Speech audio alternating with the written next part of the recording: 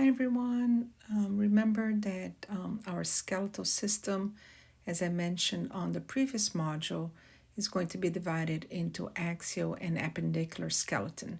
Also remember that the axial skeleton consists of the skull, the vertebrae, the sternum, and the ribs. And don't forget the hyoid bone and the auditory ossicles, which are also part of the axial skeleton as it is located in the axial line of the body. Every other bone or group of bones belongs therefore to the appendicular skeleton, and in this module we will focus on the bones of the appendicular skeleton and also some of its functions, which will consist primarily of movement. Each appendicular skeleton is composed of limb girdles and free limbs. The upper limbs will consist of the pectoral girdle and the free upper limbs, and the lower limbs will consist of the pelvic girdles and the free lower limbs. Composed of broad flat bones that form sturdy anchors, these girdles they will attach this mobile free limb, either upper or lower, to the axial skeleton. And we will go over each of these separately in the upcoming learning outcomes, but you will see that they will have much in common, and this is due to the fact that they have similar developmental processes. As we progress through these modules and the modules that cover the muscles, you will see how the bones of the appendicular skeleton described here are going to be connected with one another and with the skeletal muscles. This actually enables us to perform these range of movements from walking to dancing to playing musical instrument, for example, playing different sports, and even texting, which some of us do a lot of. So let's get started first with the pectoral girdle on the next few slides. Highlighted in orange on this image and also on this image over here, we can see that the pectoral girdle is going to consist of two bones, which are the clavicle and the scapula. On the next few slides, we will talk in more details about the bone features that these two bones have. But notice how the pectoral girdle, which are these two bones, are going to articulate with this bone over here, which is the humerus, forming the shoulder joint. Let's start with the scapula. As you can see, there are a few bone features that you need to know. Most of them are important for muscle attachment. There's only one bone feature that will be important for articulation, which is the glenoid cavity, and we can see it here on a medial view. So the glenoid cavity, which is all of this, can also be called the glenoid fossa, and it will articulate with the head of the humerus to form the shoulder joint, which we saw on the previous slide. Then over here on an anterior view, we can see the acromion, which is this thing that sticks out mainly posteriorly. We can follow it on this posterior view right over here. The acromion is going to be continuous with this thing that sticks out, which is called the spine. We can see a little bit of the spine over here on this anterior view.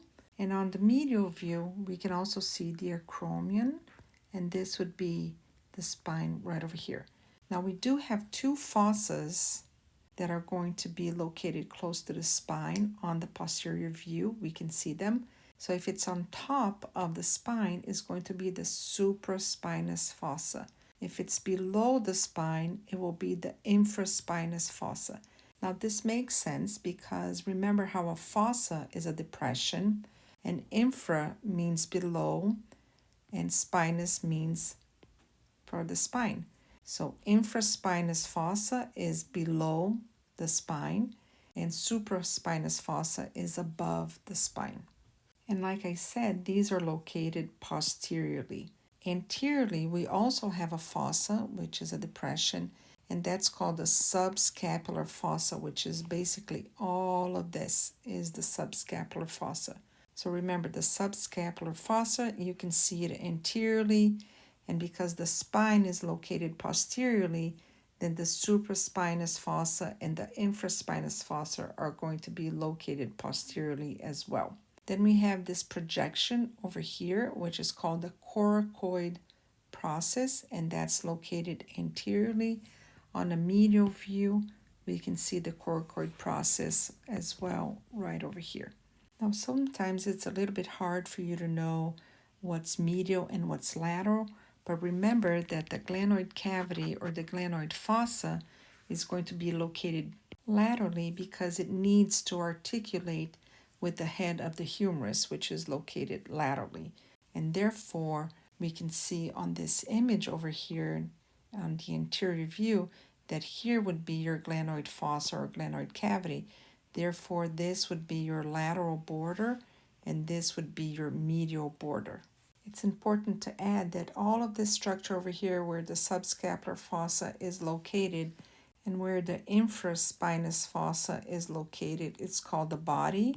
And because of this bone feature, the scapula is considered a flat bone. Moving on to the clavicle, as you can see, it's going to be this S-shaped bone, and because it is longer in length than it is in width, it is considered a long bone.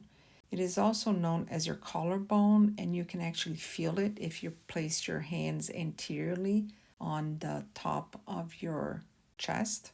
Right over here on this image, we can see it. It will lie horizontally across the interior part of the thorax, just superior to the first rib. So you can see the first rib right over here, and the clavicle is going to be superior to your first rib. When you place your hand and you can feel the clavicle sticking out, what you're feeling is this medial curvature right over here.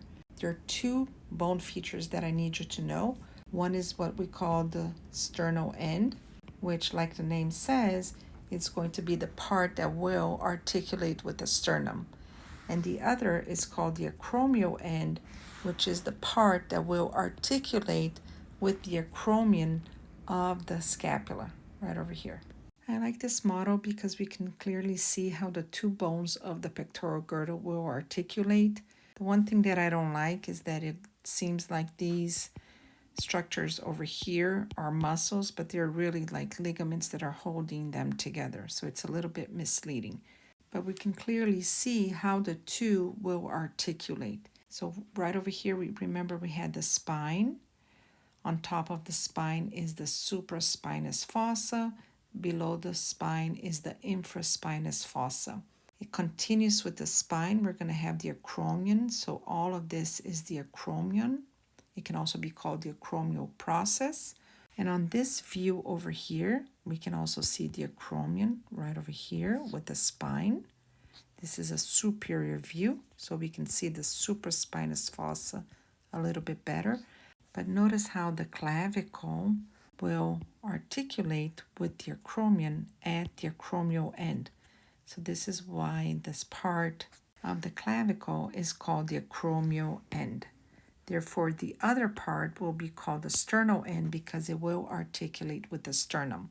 Because the image in the middle is an anterior view, we can see the subscapular fossa right over here. And on this anterior view, we can also see the coracoid process right over there. This bone over here would be the humerus, forming the shoulder joint